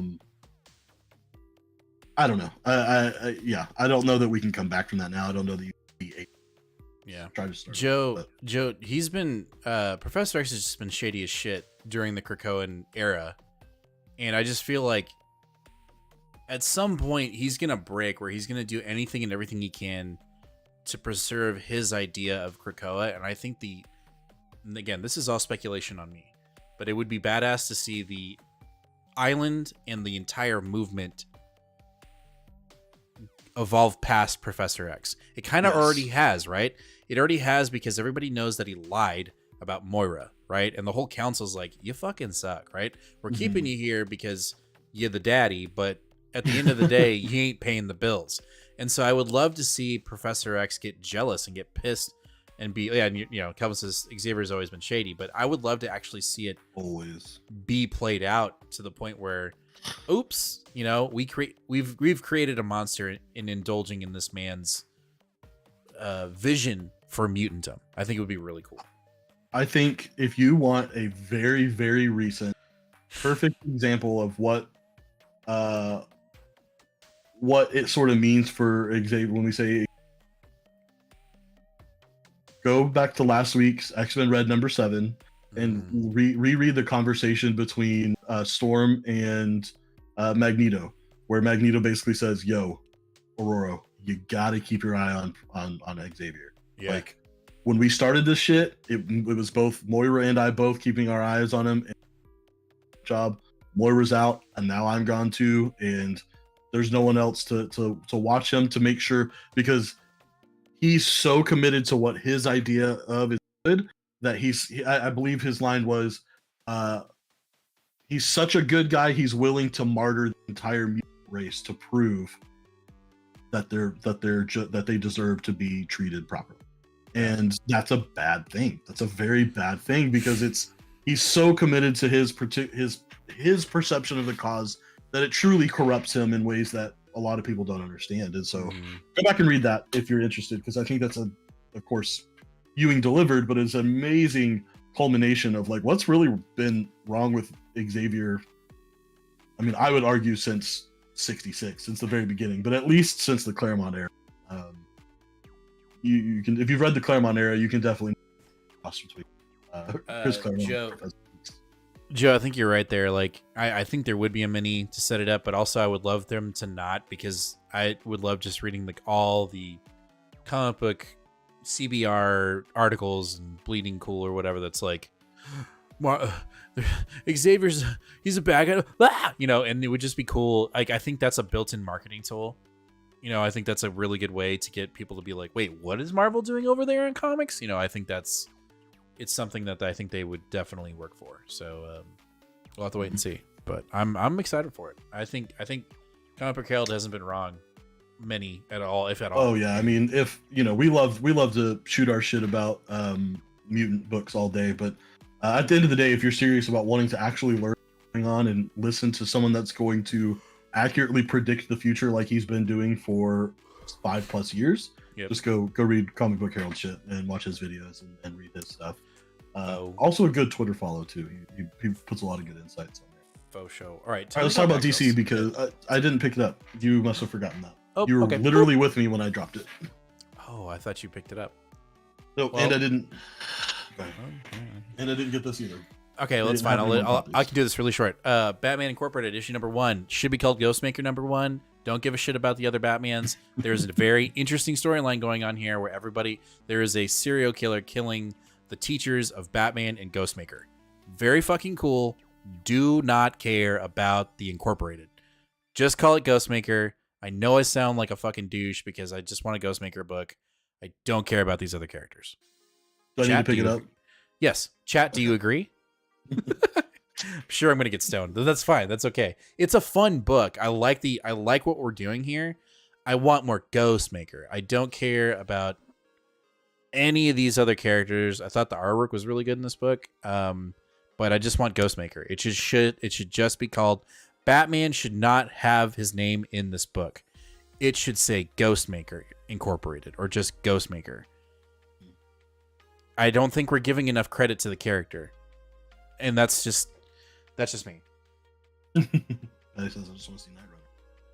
Thank you, Tendy. I know we're in DC, but I can't not. Joe says Charles feels like a director Fury. The guys that has to get his hands dirty to get. And while I do understand what you're saying, I think there's unfortunately a massive disparaging difference between the two, because Professor X as a person himself is a bad person. Like, if you just go like, oh, we're gonna measure like the things you've done in your life, like Nick Fury has made decisions. Yes, I see. Fury has made decisions that may look bad, but like his personal decisions, the decisions that he makes for himself, aren't inherently bad. Xavier's been a bastard since the Earth abandoned an entire group of children to his biggest, most bitter rival for years to go chase alien pussy in space. Like, the dude's not a good guy. So sorry, I'm trying. No, you're fine. Keep talking.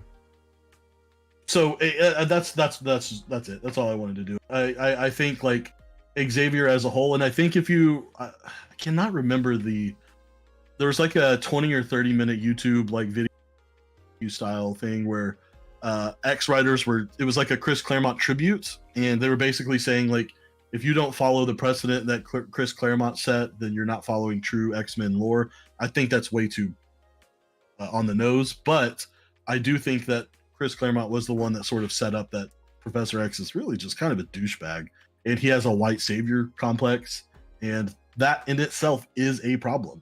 His intentions are good, but I think most people would agree actions are more important than intentions, and like what you do is more important than what you meant to do.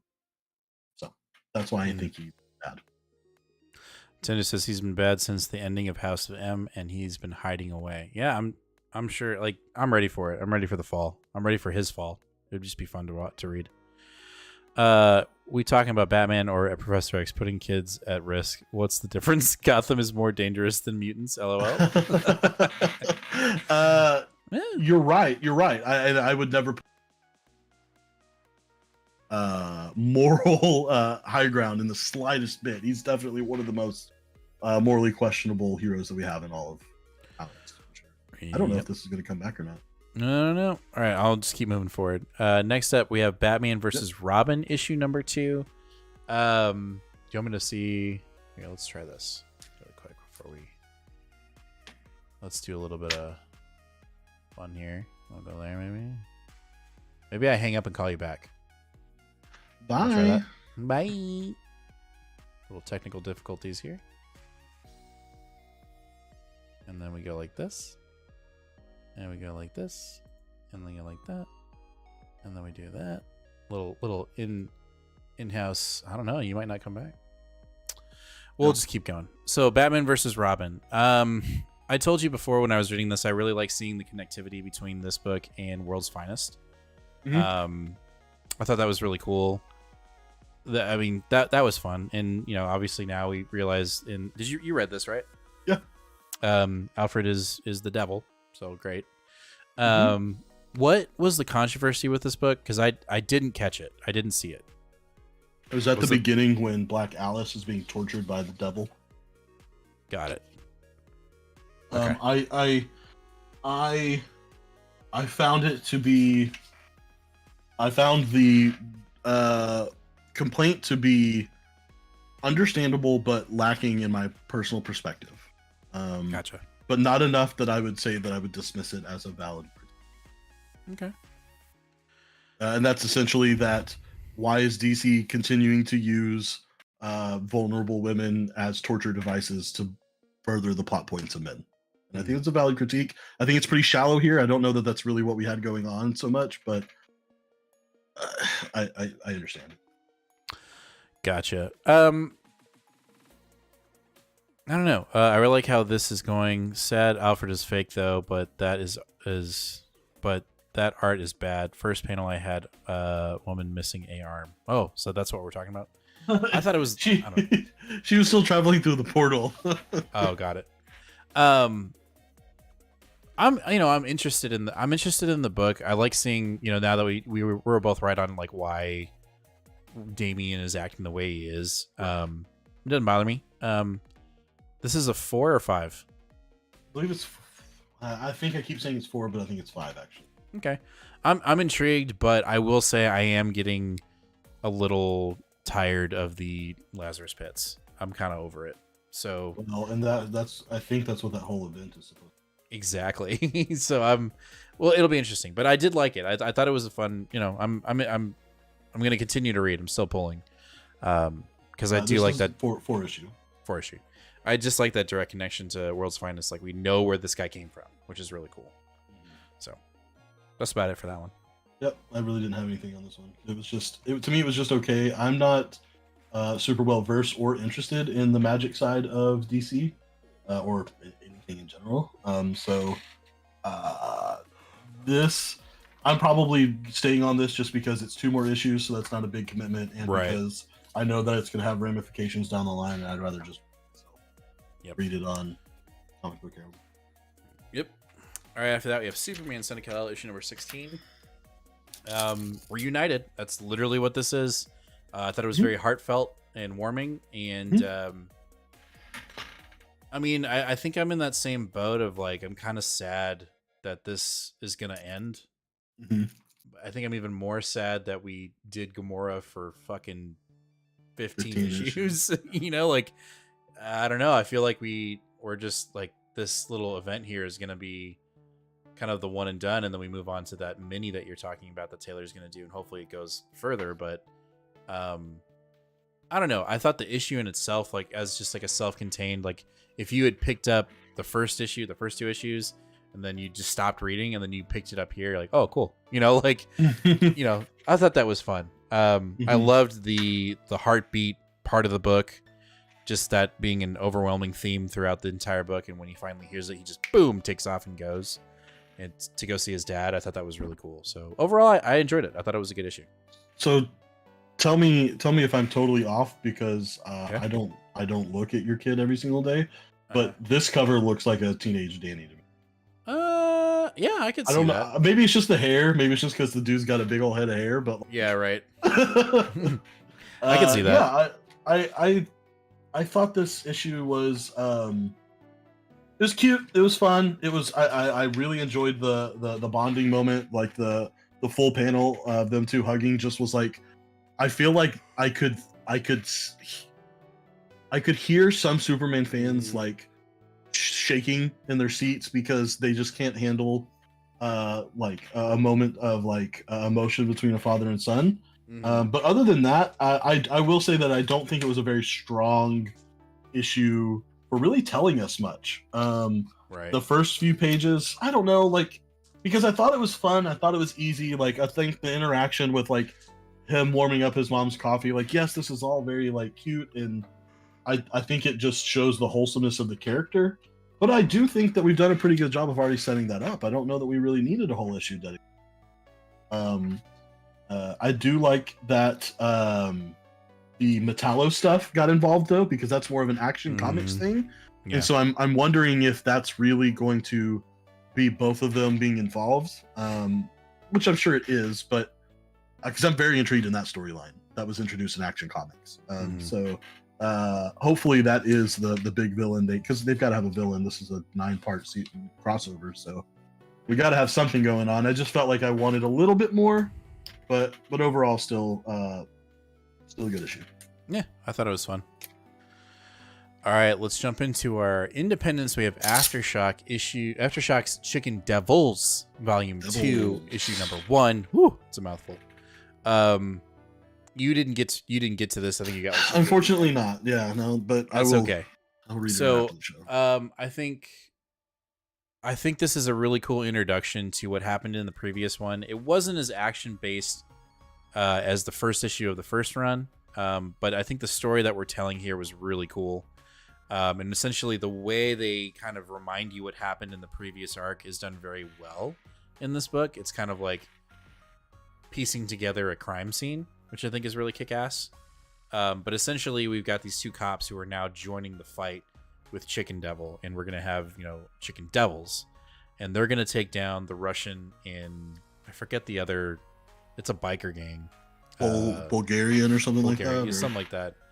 And they're gonna do the Batman thing, vigilante style. Yeah, and I think our main character is a little reluctant. But Albanian, that's what it Albanian, is a little reluctant into it, but he's in it for the long haul now. After this issue ends, I will say the change in artist did not affect me as much as I thought it was. It was still very masterful and colorful. Thought it was really good, but this issue did not. The only reason why this is not my pick of the week is this issue didn't have really an oh shit moment. It's like we're building back up to like, hey, remember what we did in Chicken Devil? I'm sure as we progress into this arc it will, but issue 1 was very much a setup, and that's okay. I enjoyed the setup, but there was no oh shit moment for me outside of the very last panel, which was cool because we're setting up this trio, but other than that, it was fun. It's really fun. It's reminding you, it does throughout the entire issue, of what happened in the previous arc, but it was done so well that it didn't bother me that it was like, hey, reminder, this is how it happened, right? I think it was done in such a good way that I am still hooked and ready to read issue 2. But we've got these two cops who are now joining the original Chicken Devil to fight crime, and I'm interested to see where it goes because it looks fun. So that's that. All right, The Approach. How'd it go? I loved it. This was a really good issue. Almost my pick of the week. As a matter of fact, Lee, if you're watching and you run out of Star Wars copies and you need something else to put up there or have room for this one, I would put it up there. Get some copies sold. This was just a really fun first issue of a maybe somewhat predictable but really well executed horror story. Gotcha. We essentially are, following small cast of characters that are the employees of a very small airport. And a guy gets called in, hey, we've got a massive snowstorm, but we've got a plane that has to do an emergency landing here with just 20 people on. And by the time that plane lands, the weather has gotten so bad that everyone realizes that they're going to be stuck at the airport until this storm blows over. And so, you know, you've got the guy up in the main, I don't know what you call the tower, you know, where you can see everything and you choose Control tower. The control tower. You've got a guy that's up there and he realizes, hey, I'm going to be stuck up here. Like, no big deal. He like finds some blankets and makes some coffee, and like, you know, the plane looks a little rough, but it lands and they're able to get everyone inside, and it feels very leery and kind of like, oh man, like we're probably going to get snowed in and who knows what's going to happen. And then all of a sudden out of nowhere, we get this plane that just shows up. Single, like little biplane, not, you know, not very big. And all of a sudden it like, right as it's trying to go in for a landing, it blows up. And the two firefighters are like, well, goddamn, like we got to go see if maybe there's someone that survived this. And so they run out and run, and they get out there. And by the time they get there, they just start putting water on it. And they're like, yeah, there's almost no way there's anyone alive in there. But they see movement in the back. So they run out real quick and they pull out a guy, and his face is all like distorted and gross. And like, oh my God, what's wrong with this guy? And the other one's like, well, he's probably fucking burned. Like, just come on. Like, we got to save him. Like, don't worry about it. And so they get him inside, and he's definitely messed up. The pilot's dead and burning, like, you know, that's for sure. And he's dead for sure. And then they take this guy inside, but by the time they get him inside, no pulse, no nothing. And they're just like, well, shit, that sucks. We tried. So they go back downstairs. They're trying to get everyone situated. They're trying to get the 20 passengers situated. Power goes out. Oh shit, snowstorm. Now we ain't got no heat. They decide, well, we got to get this body out of here. We can't just let a dead body sit around all these people. That's kind of gross. And plus we should probably put him outside because he'll actually be preserved better outside. And like, you know, we could do an autopsy or get him to authorities, but like, this is the best way to preserve him. They go up there to try to find him. And of course, body's not there, just blood left where he was. And they hear a woman scream. They run down the hall, and all of a sudden there's this giant ghoul looking zombie thing. His ribs are all, it looks like something has bursted out of his chest, alien style. His ribs are all sticking out everywhere. He's got giant fangs, multiple like bones are sticking out and skin missing. Just, you know, like a very ghoulish zombie looking guy. So it looks like we've got everybody snowed in, stuck in an airport with a zombie. It was just a lot of fun, though. It was just, I think it came out at the perfect time. The art was really good. The execution was spot on. It does seem slightly predictable in some ways, but I don't know. It was everything I kind of wanted it to be, just for like a fun little horror story to read around Halloween. So nice. I really enjoyed it, and I think it's just a 5-issue mini. So I'll definitely be picking up the whole series. Exciting. Well, cool. Didn't sound like my cup of tea, though. No, not definitely. I don't think it'd be your thing. It wasn't particularly gruesome or anything. Oh, that was one thing that I thought was really cool was they were able to get the plane identification off the back, and they sent it up to their dude in the control tower, and they're like, hey, if you find out any information about this plane, like, let us know. And right before they discovered that the body is missing, the guy calls in and is like, hey, so I found out about this plane. It went missing 22 years ago. So yeah, this is a plane that's been missing for 22 years. All of a sudden shows up. Nice. All right. Dope. All right, let's talk about our last book of the night, and that's Image's Do a Powerbomb, issue number 5. Yes, cheers. Pick of the week. It's my pick of the week. Pick of the week. This week was kind of a little slow for me, but this book was really fun. And plot twist. A lot of information. What? Shut up, sorry. It's not going the way we thought it was going. No, it's not. It's definitely not. I knew that the identity of the snake guy, I forget his name, was going to be Cobra Sun? Yeah, Cobra Sun was going to be, you know, outed to the daughter. Kind of felt like it was gonna happen here, but didn't quite. Like when it happened, I was like, oh shit, they're doing it here. That being said, this issue again, Daniel Warren Johnson does a really good job of just doing the flow of the comic is really really done really well. It feels like I'm reading and watching a movie, which is so kick-ass. It's connecting me back to when I was a kid and I did watch professional wrestling, and I was like, it was just my world. But to me, this just has more weight, obviously, because the way it's being portrayed is it's real, it's not fake. But the ending where we get the they lose, you're like, oh shit. What? Yeah. So I don't know where we're gonna go from here, and I'm excited for that. I'm super excited that there's a massive plot twist. Not only that the identity of Cobra's son has been outed to the daughter, that it's their dad, but that they lost the tag team.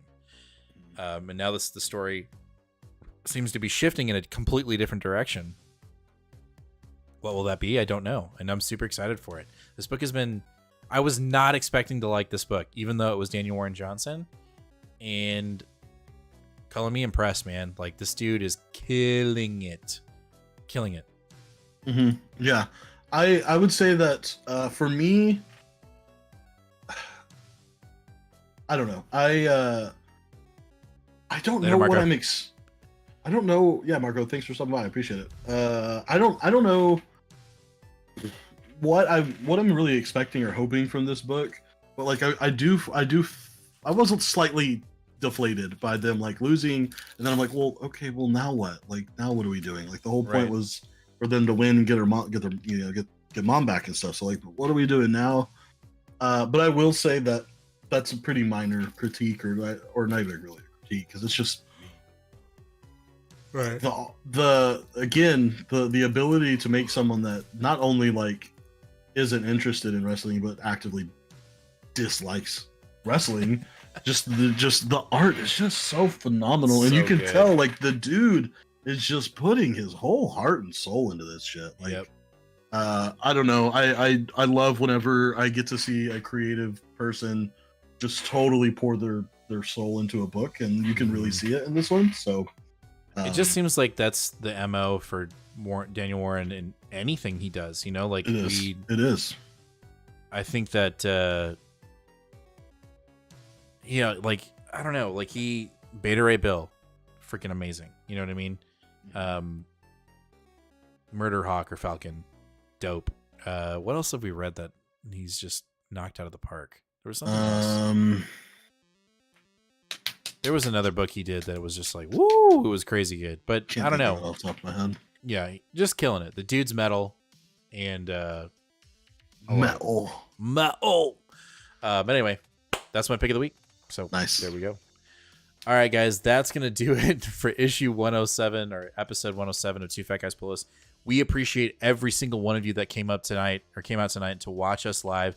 And obviously, any of y'all that are watching this as a rerun, we appreciate you as well for helping us out, for watching us, listening to us talk about comics, and just joining us and just growing this community. So, as a reminder, smash that subscribe button, ring that bell, give us a like, and we will see you again this Tuesday for New Comic Book Day. It's a little bit of a lighter week, but there's no problem with that. We got some cool books coming up.